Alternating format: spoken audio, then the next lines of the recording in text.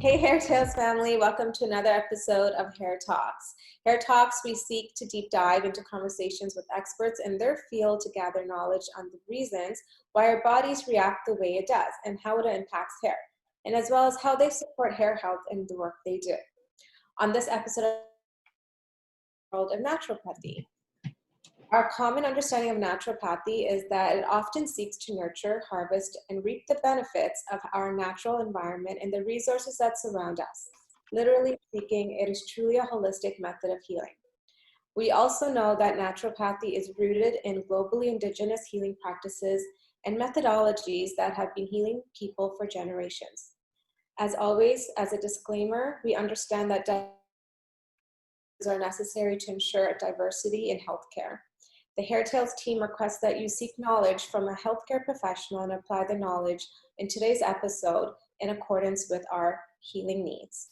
So today I have the whole Hair Tales team joining me, Darshika Selvasalam and Roshni Ravindran. Hi, ladies. Hey. Hello. Are you guys excited to get into this topic? Of course. Really excited. So Awesome. joining us is a special guest today, Dr. Mayu Kana. He is a licensed naturopathic doctor who developed a passion for natural health in his late teens while attempting to treat and improve his own health from various ailments. This journey of self-healing eventually led him to undertake a 4-year intensive postgraduate Doctor of Naturopathy degree at the Canadian College of Naturopathic Medicine, right here in Toronto. Welcome, Dr. Mayu. Thank you, guys. Hello. hello. Hello. So we kind of touched on during your bio about how you started, that you actually started this in your preteens, your journey in naturopathic medicine. So I wanted to have you go further more about your journey on that. Yeah, sure. I mean, wellness is a lifelong journey, and it's an ongoing thing, right? Even now today, I still work on my own health, and I think my inspiration started really on my early teens.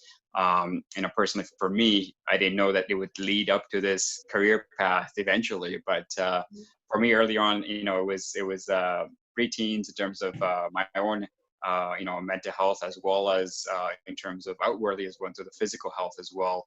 I was dealing initially, I think early teens was acne specifically. I think I was really having a difficult time dealing with acne and having no solutions other than, it's typical proactive on the market, topicals that are not typically meant for our skin type, right? Or the melanin skin, or the, essentially it's chemicals at the end of the day that we had to utilize, and there was no routes. And at that time as well, nutrition wasn't even a big topic. Doctors, if you went to the medical doctor, said nutrition had nothing to do with acne.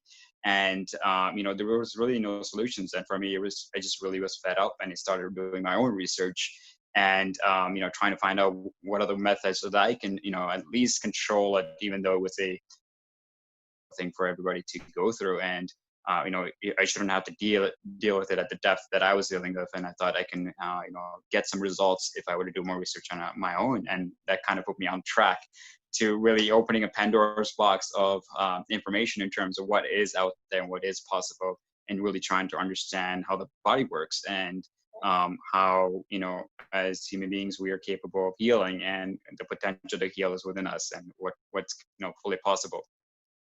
Awesome.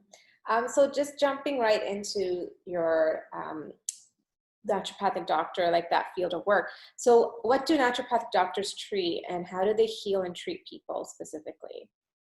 Okay, so specifically, so naturopathic medicine is a form of medicine that specifically focuses on treating the root cause. So I liken it to, or explain to people as, you can think of us as the investigative investigator who gets to the root of the actual issue, as opposed to trying to really treat the symptoms itself. So, and the primary difference between, medical doctors or other specialists is that we try to use natural tools of healing, so a treatment. So one of the focus or mainstay or, ground level tools that we use is, nutrition and lifestyle. And then we use other tools, like example, herbal medicine, acupuncture, Chinese herbal medicine, as well as, North American herbs. as well as physical therapies like a little bit of manipulation and tissue manipulation and things like that. And a lot of it has to do with mainly nutrition and lifestyle, peppered with these other modalities that we find that are the right tools specific, are for a specific individual or specific condition that may be appropriate. So we have multiple tools that we can use, but all of the tools tend to be natural and they work with the body's innate ability to heal itself. And it's not about masking the symptoms or trying to just treat the symptoms itself, but why are you having the symptoms in the first place? So we liken the symptoms as messages from your body telling you, these are these are alert systems essentially telling you, you need to pay attention. And often in the Western system medicine, we tend to treat the symptoms specifically without having to, deal with the underlying issues that, traditional systems of medicine like Ayurveda in India or Chinese medicine in China. And like those, they focus on treating the root causes or the imbalances that are occurring in the body and trying to get everybody the body in a, like you say, equilibrium in order to get the healing ability of the body to take place. Mm-hmm. Awesome, thank you. So hair loss is something that we touch a lot on at Hair Tales. We get a lot of questions around that.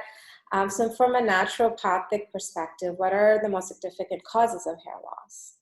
Okay, yeah. So, I mean, there are so many factors that affect hair loss, and hair is just like any other organ. It's another part of our body that can be affected by a multitude of, imbalances that occur in the body. But typically, and, most people, there's top three conditions that usually will cause alopecia or loss of hair in most people. One is hormonal imbalance. That can happen in both males or females, and we'll get into detail more about that.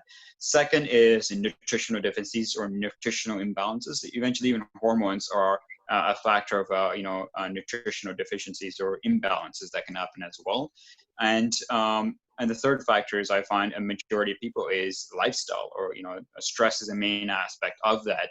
And those three key components all lead to the eventual it can be many factors involved that cause those things, but at the end of the day, those three main factors eventually lead to the hair loss for most people. And it usually ends up being years of neglect or years of not paying attention to the initial stages of hair loss before it comes to alopecia, which the technical definition of alopecia is losing large amounts of hair, in patches and things like that, or there are different kinds of it, but in general, it's just loss of hair, right?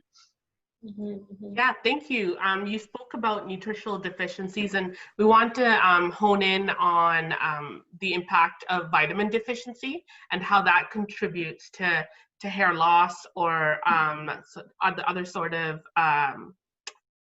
aspects of usually it's hair loss. That's the largest part, that's most visible, but how do vitamins contribute to that? So vitamins, again, I think I look at it as a whole foods approach. So I don't, the typical Western perspective is vitamin C, or let's take this supplement, or let's take this specific, mineral or nutrient, and, all will be well. Me personally, I look at nutrition as a whole foods approach, and, most naturopaths and more holistic nutritionists, or, people who work on the nutrition side, try to advocate for nutrition through food, as opposed to taking individual nutrients or things like that are concentrated. And those are usually, are recommended for people who are highly deficient in one specific nutrient. Then, supplementation will be required. But as a plant-based approach doctor as well, me personally, I emphasize eating more whole foods, plant-based nutrition. And nutrition deficiencies arise from us in having highly processed, which is the SAD diet, which is the standard American diet, which is a high fats, high salt, and highly that lead to the nutritional deficiencies. They're saying that the Western diet is a we have volumes, but we're highly fed, but we're highly undernourished, in the sense that we have volume of food, but we don't have the quality of food that we require in order to get the nutrition that we require.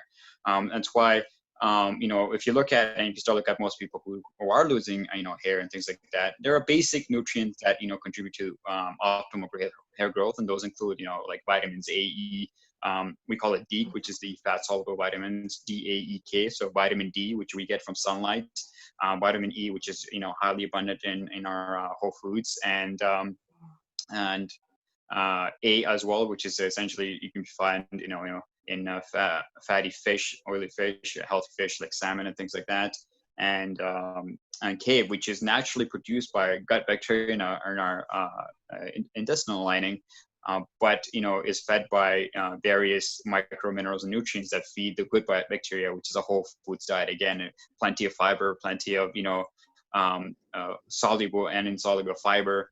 That's important for ensuring that we have a balanced gut system. So I can get into the really nitty gritty details of each section, but to keep things concise and really say overall question, to answer the question, yes, there is there's multiple items that we can look at, but there is, if we look at the actual essential composition of hair and how our body makes hair, it's essentially collagen and protein, basic proteins and amino acids that we break down from eating any type of protein. It can be plant-based or animal-based. We break it down and then we process it into smaller so protein is broken down to amino acids, singular units of protein, and then we recombine that to make collagen. And a key component in making collagen effectively and making sure we have optimal growth is vitamin C. So vitamin C is one of the key nutrients that's involved in a pathway for producing optimal collagen. And we can also consume collagen in animal products and processed foods that have high concentration of collagen. But at the end of the day, how we utilize the collagen is dependent on how much vitamin C we have, which is, vitamin C is found highly abundant in citrus fruits and, other highly, colored vegetables and fruits. So that's key component of that to ensure that we are building good, strong hair. And biotin is another key component, which is another form of, nutrient. You can say it's another B vitamin essentially. And if you've heard of B12 and B6 and things like that, which is highly, emphasized, biotin is it's called B5. And it's really important as a basic molecular form that's necessary as a vitamin in order to actually form, forms of like the nails and the hair and things like that. So those are the basic, nutrients that we require, basic building elements in order to build a high, high quality, high, thick and full hair that we all wish to have, right? Well, I just wanted to just jump in because I was once recommended to take biotin pills, right? Mm-hmm. But there's so many stuff on the market. And how do we know what is safe for us to take? Because there's a lot that are mixed with other things that. Yeah, I mean, for sure, that's the trouble with the supplements in the supplement industry, right? It's although it is regulated to some degree, it's not regulated like pharmaceuticals, and it's considered nutrients or food quality or food grade things that can't be regulated in the same way. So that's the trouble that most the public in general has. And that's sort of the role that we play as naturopaths, guiding, ensuring that people get the right quality ingredients and quality, supplements they need in order to supplement. And one of the things when you're looking at supplements in general or vitamins in general in the store is you're looking for companies that actually do third-party testing, some kind of testing where they can actually guarantee the purity and quality of the product itself. And usually there's other companies that actually focus in on that, and usually you have labels like that printed on the bottles aside from the company name that kind of speak to that quality and grade of the product. So when it comes to biotin and vitamins in general, you want to go with the singular units. When it comes into combinations and if it's combined with other herbs and products, then it's going to be more difficult to actually verify the purity and also the absorption quality of the vitamin as well. So one, you want it to make sure it's pure, and two, you want to make sure that it's bioavailable in the sense that our body can absorb it, because sometimes there's minerals and there's vitamins that are in a form that is in a crude form and we can't absorb it as much, just like getting a rock dust and putting in a capsule and then hoping that will form into something that we can use in our bodies. But most vitamins or minerals are chelated in the whole foods that we eat. Chelating means it's attached to another molecule where it makes it more bioavailable. So when we eat fruits and vegetables, the plants have already done that for us. And so it's more absorption, more higher quality grade components of the vitamins and minerals that we can use. So when you want to try to get it in a, a supplement form, you want to make sure that it's in a highly bioavailable form, and as well the quality is, 100, as pure as possible, so that you can get the, the benefits of that vitamin or mineral. And with biotin, it's not so difficult, because biotin, as long as you get the single product without any combinations, it's a very easy supplement that can't be degraded that easily, or it can't be really it's cheap to produce, so it doesn't have to be replicated, or companies are not going to go out of the way to produce a lower quality value, because the basic element of it is not difficult to make, so there's really no reason to make any impure versions of it. Biotin is easily gone from animal byproducts, or in terms of like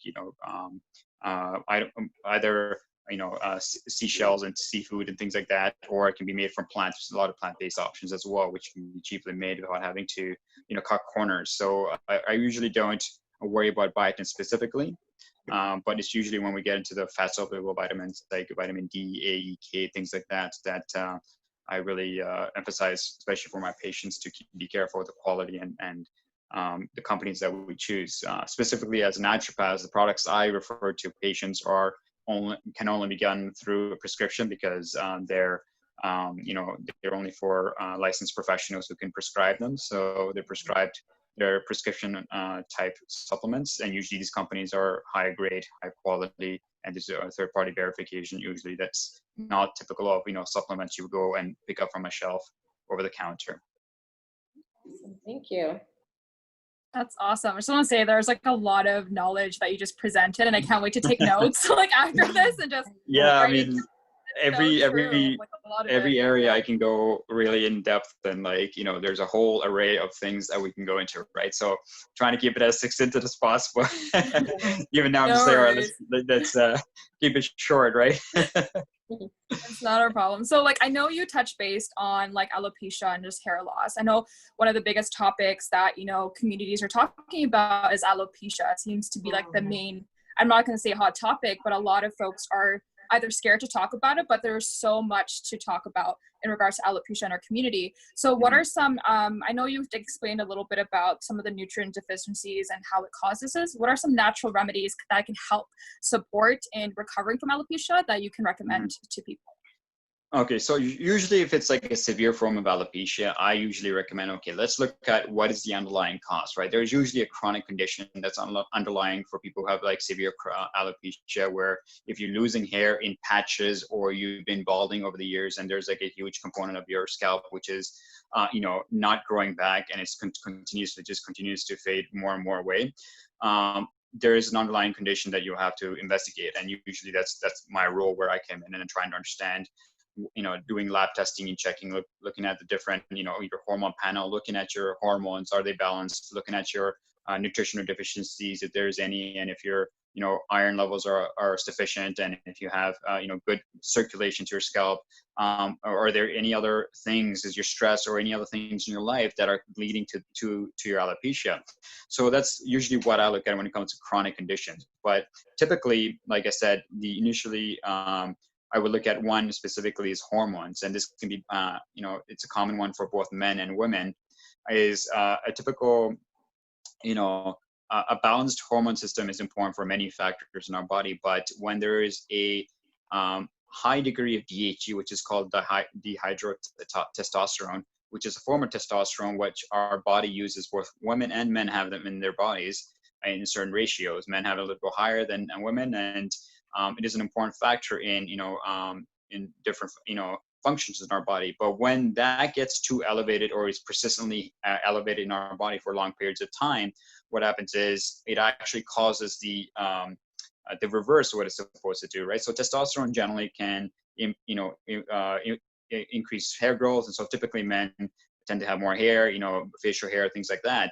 But if women have it unnaturally high for long periods of time, they can develop a little bit of hair on the chest, face, or their voice can get a little bit coarser and things like that. So there's things that you have to, mild symptoms like that, you would have to worry about and concern to investigate if that's something that's happening, and try to deal with the underlying issue. So for women, usually this can be caused by polycystic ovarian syndrome, which is PCOS, if you're common with that.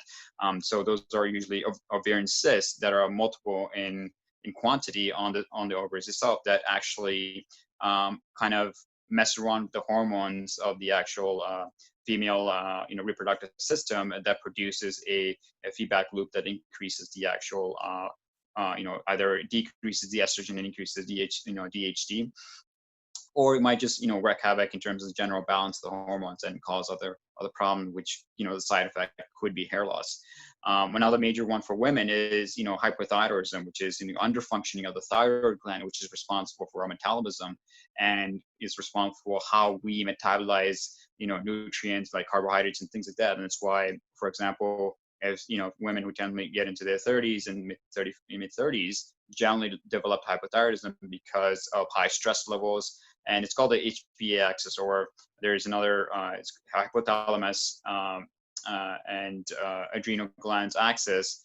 It's called the hypothalamus pituitary adrenal axis, which is an organ system through our, which sits at the base of our brain, and our adrenal cortex, which sits on the top of our kidneys, which are all responsible for like the feedback system for producing hormones like stress hormones and things like that, and making sure those are balanced. And when that's in balance and we are under heavy stress, that can then affect, if it's long periods of high stress, increases our hormone cortisol, which is responsible for helping us metabolize sugar and use it to energize us when we're like high stress. We need to use a lot of energy. But if we're consistently like that all the time, what happens is that has a negative effect as it starts to hitting our thyroid gland, which is also helps us metabolize and do a lot of things that's responsible for upregulating certain factors in our body. And when the thyroid is constantly bombarded with those other hormones, then it starts underfunctioning, and what happens, it goes into a hypo state, and that can be another problem that women might deal with, that could cause premature hair loss or alopecia. And that's something also chronic in nature that has to be dealt with before we can treat the hair itself. So a lot of the conditions that has to do with hair is really more underlying and chronic in nature, and it has nothing to do really the topical aspect of it. Although there is a huge component of that, and with any condition you have to deal with it. My personal viewpoint and approach to natural medicine is you have to fix you have to fix the other component of it, which is the the factors that are also directly affecting it. So for example, if your environment is very dry and brittle and things like that, then you want to obviously ensure that you're hydrating your hair and you have components that you're using daily in order to protect your hair. But there's also the underlying factor to train your body, which is the one that's feeding the hair, right? And is a major factor that's responsible for ensuring that we have quality hair. So we look at as naturopaths the both factors, right? It's not just the one aspect, the symptoms itself, which you can visually see, but also the underlying condition that's resulting in the alopecia. For men, it tends to be generally, there's a huge genetic component for men, which is, when they age, and if they're, depending on their fathers, how early they had their hair loss, it can become an early factor for them. But generally, it is also brought on by a chronic state of poor diet or poor lifestyle, which then leads to, a imbalanced hormone system or high stress, high cortisol levels in the body, which then affects the hormones and affects the overall quality and ability of the hair to continue growing, because usually the DHT hormone for them is highly elevated for long periods of time, to the point where then they will have premature balding, usually at some men in the mid-20s, and then some men in the early 30s. So it really depends on the underlying cause and treating that. And a lot of men will go to topical applications or supplements that are chemical based, which are that kind of block the DHT hormone, or locally, or try to reduce it in a artificial way, right, without dealing the underlying condition that can cause, other side effects, of male symptoms that, might be negative in nature that you don't want to, in terms of infertility and things like that, because you're playing with the hormones itself, right? So there is a lot of side effects of that, and that's what we try to deal with. The earlier we catch for men specifically, if they start, premature balding, the earlier we can delay the onset of the actual balding, even if it's genetic, and reduce that effect. And genetics is all about lifestyle and terrain, and your genes reflect on your lifestyle and your the way that you live your life. So if your father lived a poor life and you had he had premature balding, then you can actually, through your lifestyle, reverse some of that and actually ensure that the genetic information that you pass on to your children will be less of an effect on them. And so that's the role of epigenetics, and how we live our lifestyle and how the environment that we live in and how we let it affect us. We can actually change how our genes are expressed, and negate the negative effects as well through our choices and lifestyle choices and all those things. Perfect. Yeah, thank you so much. You touched on the hormone imbalance and how that translates in hypothyroidism, which is something that a lot of women go through. And I wanted to touch on premature graying, because when we talk about hair loss, you touched on the strengthening of hair and the impact that strengthening and caring for yourself and what you consume in your body, what impact that has. Do you have any thoughts on that when it comes to like premature graying? If it's for sure. How that translates and what the impact exactly. of that is? Mm-hmm. Yeah, and premature hairing also, it falls around the same line as well. So there's some people that it may be specific nutrients, some people it may be specific hormones, but how our body reacts to it and how it it tries to deal with the imbalance may be specific to every individual. And some people may be just hair loss, frankly, straightforward, but some people might be just graying where they're the quality nutrients that may be necessary to produce healthy hair with the vibrant melanin that we need, and the color that it produces is dependent on the circulation, on proper circulation of blood and nutrients to that area. And so premature aging specifically, I find, is if individuals have high stress or continuously elevated levels of high cortisol levels, where the adrenal cortex, which is our glands that sit on top of our kidneys, are essentially our batteries. You can think of it, right? And our batteries are responsible for making sure every day we get up in the morning with we're alert, and then at the end of the day it shuts down the battery so we can go to sleep. So it's kind of the hormones that are necessary in order to give us our pick me up and sleep and whatnot, right? It's different from our sleep hormones. This is specifically responsible for flight or fight. If you're involved in a stressful situation, you choose, if you need to fight, you need your hormones to wake up and, give you energy and wake, your pupils dilate, you get more active, right? So it's responsible. It's a general thing that's responsible when we need it to actually be active and do things. But when it's constantly chronically elevated, what happens is it taxes our system in general, and it depletes our other nutrients and essentially depletes the battery, which is responsible for keeping us going. So we go into a chronic state of, you can say chronic fatigue syndrome, right? Which is a common condition that people develop when their cortisol is, chronically elevated. And so the adrenal glands kind of give up almost, and they kind of go into a dormant state, and they're not producing those hormones that are necessary in the adequate amounts, or, as necessary, response mechanism, where it's like, when it's required, it's not active as you require it. So when that's not active, it can then play a part where it's not contributing properly to the circulation of blood to the peripheral parts of your body, whether it be the small blood vessels in your scalp or your extremities. Some women will develop, cold fingers and cold feet. The circulation to, certain areas of the body is not as much, not as potent, it's not as strong. You can call it the vitality factor, where the vitality is not there. So in Chinese medicine, we consider it as, qi deficiency or kidney deficiency, where it's kidney yin deficiency, where, we've been taxed, or kidney yang deficiency, where the actual energy that produced by the kidneys, or the hormones that is produced by our glands on top of our kidneys, is not sufficient enough to contribute to the all the functioning aspects of our body, and hair is one of them, and fatigue is another component of that as well. So definitely one of those factors is deficiency of those hormones not playing a proper role, and not having the proper feedback mechanism that's responsible for everything to work in a adequate way, in a synergistic way. You can say having an equilibrium, which is important for our body to function as it's optimal. All right. So I know, Dr. Mayu, you talked about like naturopath being preventative measures within, right? Taking care of your body before the serious stuff happens. I know Western medicine kind of takes care of the after rather than the before. So I know you're talking about intrinsic stuff, but what are your thoughts on hair oils and kind of the outside taking care of your hair remedies? What are your thoughts on that? And what are some tips and tricks around that can help folks with hair loss and alopecia and such?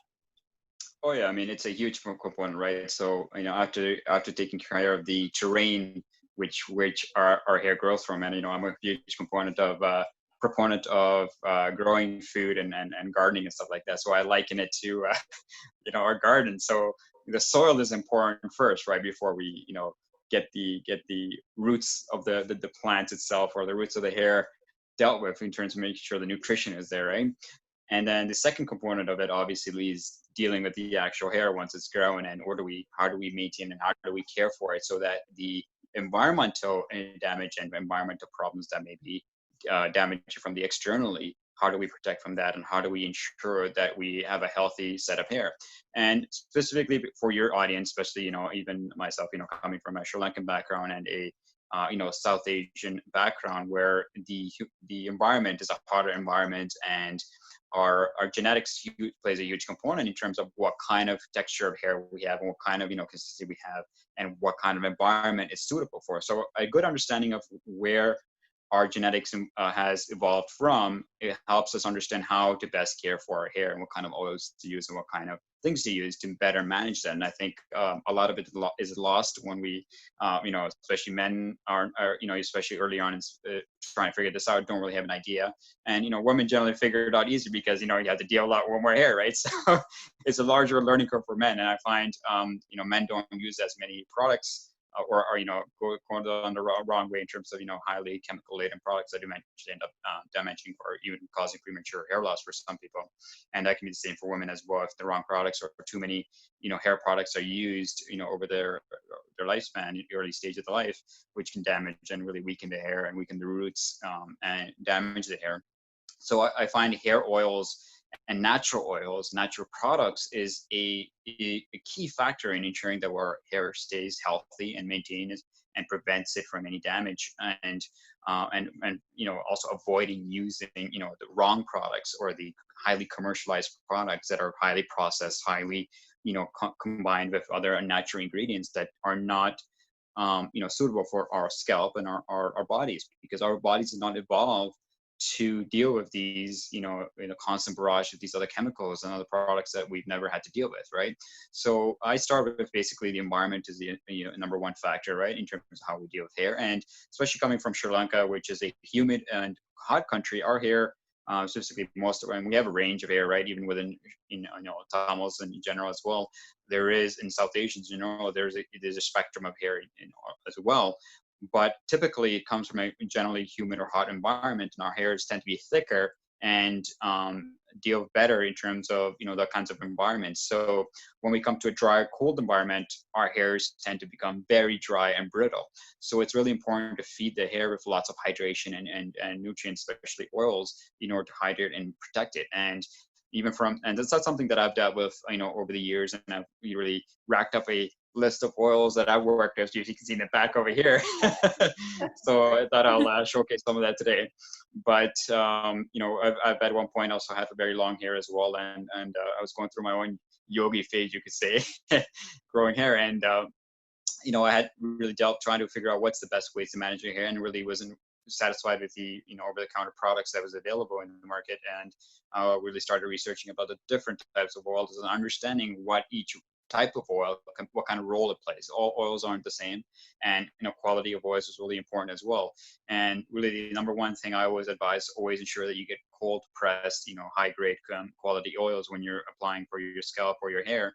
Which is, it's not, cold pressed means it's not something that is processed through heat. So like, especially if it's seeds or nuts and things like that oils are made from.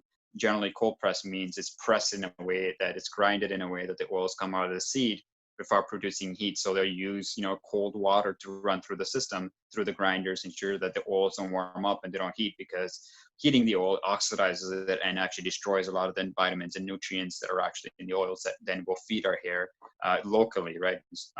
Feeding it through our mouth, the whole foods is important, but also locally is important as well to, protect the hair and revitalize it if it is damaged, or we're trying to protect it from damaging things like UV sunlight and pollution, smog, things like that, especially in the cities, which is a high component of the damage as well in highly densely populated cities. And then also exposure to, other chemicals if you're, straightening your hair all the time and you're doing dyeing and things like that. So those are all chemicals that are going to also damage the hair. So oils is like a natural protectant. And some of the products that I recommend and basic oils that I generally advise people who do, come to me in terms of patients who come to me in terms of how they can better protect their hair and treat their hair. There's three main oils or types of oils that I categorize them in as. So there's light oils that are more for, lighter, thinner hair. There's medium level, which is medium thickness, or is not, doesn't require too much, moisture or hydration. And then there's the ultra dry hair, which is like really thick, dry hair, like some or Sri Lankan hair, right? Which is like mine, which requires the butters, like the shea butter and like thick oils like coconut oil and things like that, which are more beneficial. But also it goes also depending on what you're trying to achieve as well with your hair. So for me, specifically for people who are trying to protect the hair, specifically if you're trying to ensure that you don't have hair loss and you're trying to regrow your hair, coconut oil specifically is known for strengthening the actual roots of the hairs. So each oil has a specific role. Coconut oil will actually strengthen the roots of the hair, and it has to be used consistently at least 2 to 3 times a week for at least 3 to 6 months to see actual results. So, a lot of mistakes that people do is they try a product for like a 1 or 2 weeks, maybe 3 weeks max before they give up on a product, right? But when it comes to natural products, we're talking about actually revitalizing the cells of the hairs, cells of the bodies, which you regenerate and regrow over time. And especially because hair is something that grows slowly, you wanted to give it at least 3 to 6 months in order for you to actually see the benefits. So if you're applying oil to hair, the edges of the hair may soak up the oils, but the actual revitalization takes at the roots, right? And so when you're using coconut oil, you want thicker hair, you got to wait, 3 to 6 months, 6 to 8 months for you to have it to a length to the point where you can check the thickness of the hair. So that's one of the key components, is you have to have patience and you have to be consistent with your approach to applying the natural health products on your hair. So coconut oil is, again, comes to roots and strengthening the roots. Another really important oil they can use is vitamin E oil. Again, it's a type of vitamin, comes in oil form. It's really good it's a really potent antioxidant, which is really important for preventing oxidative damage and UV ray damage, damage from pollution and things like that, and damage from using ironing, hair straightening irons and bleaching and things like that, which revitalizes hair, and it also works from root level, but also gives you a little bit of shine and gloss and kind of a rejuvenated look on the hair that's already grown as well. So vitamin E is a big component to have in your hair regimen.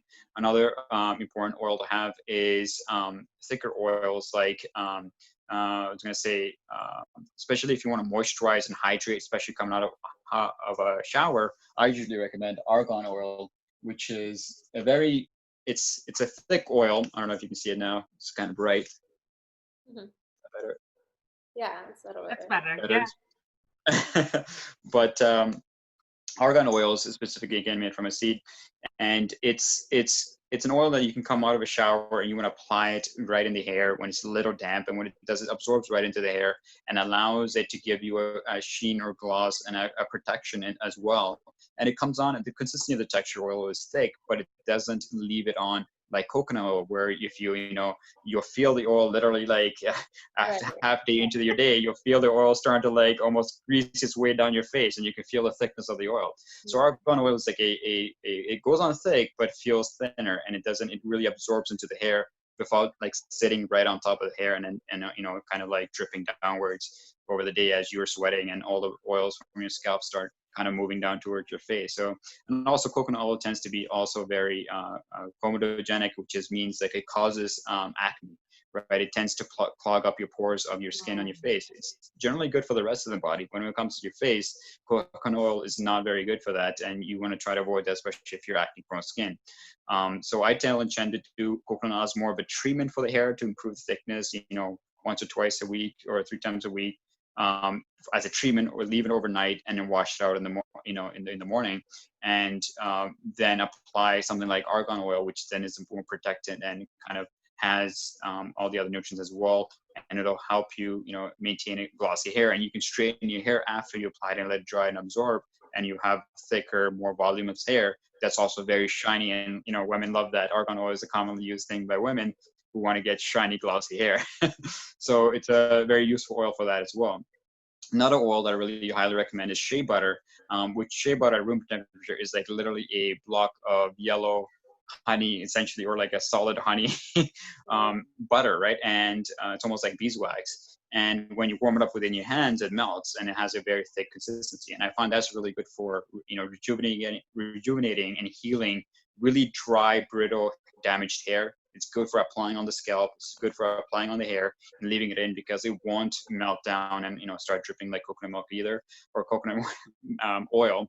And it's generally good for applying in small amounts, again, coming out of shower and hydrating the hair. It's good for that. And I personally use shampoos or that are specifically only oil based. So you can get natural shampoos that have shea butter or coconut oil, things like that, that are what we call saponified. They use a natural chemical, like almost, it's like equivalent to you can say like baking soda. I call it a natural chemical because it's a naturally occurring chemical. It's used in right ways. It's not damaging. So the oils, when they're saponified using this other chemical, I forgot the name for it, but it causes the oils to become soapy. So what happens when you use oil-based natural soaps with no other like chemicals? There's not necessary really. When you apply it, it removes the excess oils in your hair and the dirt. And then when it comes in contact with the extra oils and dirt in your hair, the chemicals then become diluted in more of the oils from your scalp. So what happens is more of the oils that are in the soap become available for your hair to soak up once the excess oils are being cleaned. So what happens is extra hydration of hair, and you get a lot of natural oils that way through your showering that you can use as an approach to hydrate your hair as well. And if you apply some oil right out after, when your hair is a little bit damp, you're feeding it extra, even more hydration. And I find that's even more beneficial to ensure to get you really lock in the moisture and the dampness, a little bit of the dampness with the, and you seal the actual hair follicles, so that you maintain the saturation of hydration, and so you have the volume that you're looking for. So that immediately will make your hair look like 10 times better, within a couple of treatments. And I can guarantee myself, having personally used it as well. So definitely, even with my own personal life, it's not just a career thing for me; it's a lifestyle as well. So a lot of things I've tested on myself, and not just for hair, but many other natural health products I've tested out and experienced it, and how they bring, what kind of results they bring, because I want to be able to vouch for the results that people expect in terms of my recommendations, advice that I give out. Just to add to that, I was recently having a conversation with my mom about hair oiling, because women here, especially menopausal women, lose their hair exponentially, and they're balding a lot faster than women back home were, because back home oiling was a daily thing. And she said people would come to school, everybody would have their hair oiled up, right? It was a common practice. And here, not many people really take the importance in nourishing their scalp and their hair. So I'm glad you really went deep into that conversation about hair oiling. We talk about it, but we don't really understand the benefits of different oils, right? So thank you for that. If I can just add a little piece, especially going back to Sri Lankan oils and like some of the things that we've used back home, right, is sesame oil, cold pressed sesame oil, which is also known as nella now, which is a common basic ingredient that we then boil other herbs and things like that in it, right? And spices that that are used specific to the season. So a lot of people know that, but some of the ingredients that's used is to cooling effect, right? Especially sesame oil has a cooling effect on our scalp, especially in a hot, dry country or a humid country where our hair is getting a lot of heat, a lot of sunlight that's constantly hitting and making it brittle and dry. Sesame oil tends to it's a thicker oil. So thicker oils in general tend to be cooling and tend to have more hydrating effect than the thinner oils, which are more of a, just a light touch if you're, already have very light or thin hair and you don't have to deal with the extreme damaging that's occurring. So there's different, parts. I mean, that like oils and all those things like that come from a history of Ayurvedic medicine and, Indian system of, or South Asian system of natural medicine. And, there's a lot that has been lost, but also we're rediscovering, which is now it's a good time to, we bring that back to the forelight, right? For sure. Thank you. So you spoke a lot about environmental impact. One thing we did want to touch on was more trauma in hair, mental health, and how that affects hair. What is your understanding around that, and what recommendations would you give to our? Oh yeah, I mean, trauma is a factor. It's a huge component and a huge, aspect of, the effect that it has, on our overall system and our own biochemistry, right? Trauma may be felt at an emotional level, but affects us on a biochemical level in our bodies. And that affects our overall system and equilibrium of our hormones and our ability of our body to, basically either be able to, absorb nutrients from the food we eat or produce the hormones that we need to in a balanced form. So, trauma can be a huge factor in the sense that, if an individual has gone through a traumatic phase or traumatic episode, they can severely affect the way the individual's own systems operate. So I can't get into these specific details, but hormones is one aspect of them, but every individual responds differently, right? And so some individuals, their estrogen and progesterone versus their testosterone levels might be imbalanced. That's their sexual organs, or usually sexual hormones. It's one aspect of them that these play, but another aspect for some individuals might be cortisol levels, which is the stress response hormone, right? So if an individual has gone through a very serious trauma of war, things like that, the stress response mechanism has been affected heavily, and they may be highly elevated cortisol all the time, which then affects their ability for their hair to grow, because these elevated hormones then have a negative effect on the feedback loop that's responsible for the hair growth. Response mechanism that's in our bodies.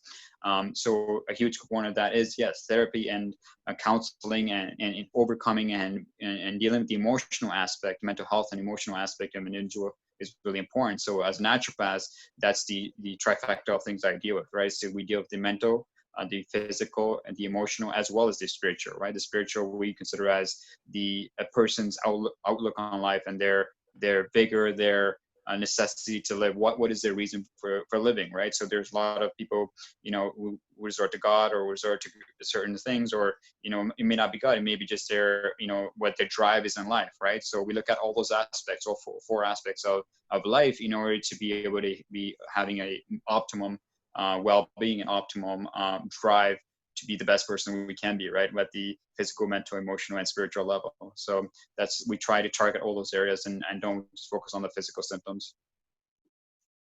Awesome.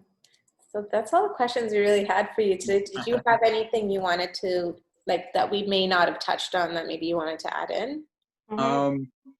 Yeah, I mean, we touched on a little bit of everything in terms of, hair and hair health and things like that. I think one of the aspects that we really have to overcome, I guess, these days is there is a huge trend where natural health and natural, approaches to things, and a lot of people are being awakened in terms of using products that are more natural. But it's to be also aware that natural products are not all end, a solution as well. It really comes down to our own ability to pay attention to our body and what our body is communicating to us in terms of what it needs, right? So it's not just a decision to go out and purchase a natural oil and our problems will be solved, right? So it's looking at the mental, the emotional, the physical, and the spiritual side of us in order to understand, are we healthy in a holistic way? Are we doing everything we can in all aspects? Are we paying attention to all aspects and not just just our hair, right? And hair is a typical thing that it's human nature for us to pay attention to, because it makes a huge component of our identity and who we present ourselves as, right? So a lot of people will focus in on that before they focus on their heart or other organ systems that might be vital for life, right? And that's a natural thing, and that's not the thing for us humans to do that, because we're social creatures, social beings, and our projection, how we project to onto others, is really important. So we focus on things that are more visual first,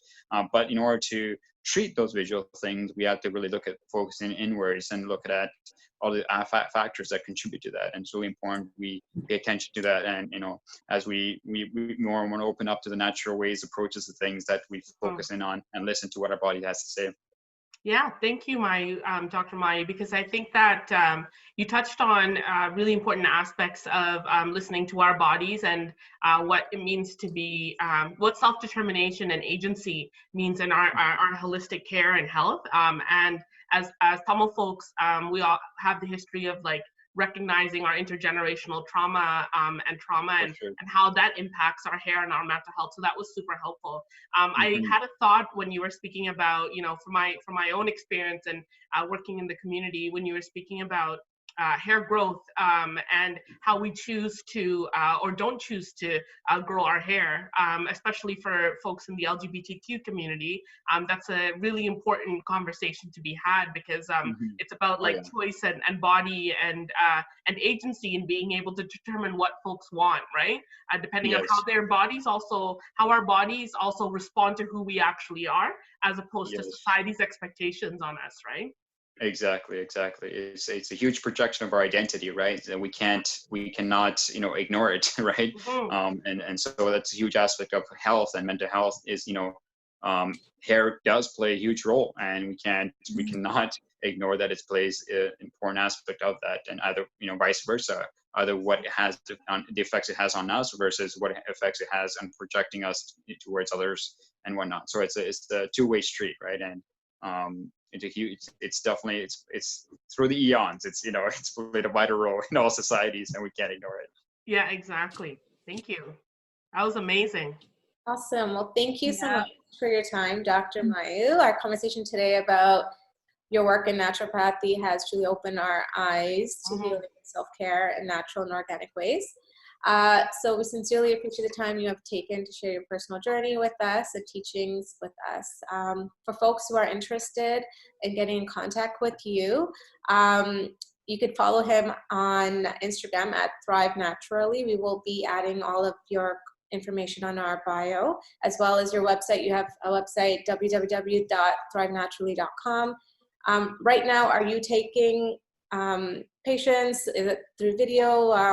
How are you right now getting in contact with patients? Yeah, so right now we're obviously, due to the COVID, even with the the lockdowns and things like that, we eventually should be able to do this treatment soon. But we are all clinics, including all chiros and physios and naturopaths and things like that, all closed down. We're legally not able to operate at this moment, but we will be opening up soon, possibly within the next couple of weeks, as the lockdowns in Ontario do open up. Within the next 2 to 3 weeks, we'll be probably in the second or third tier opening up that Ontario is doing.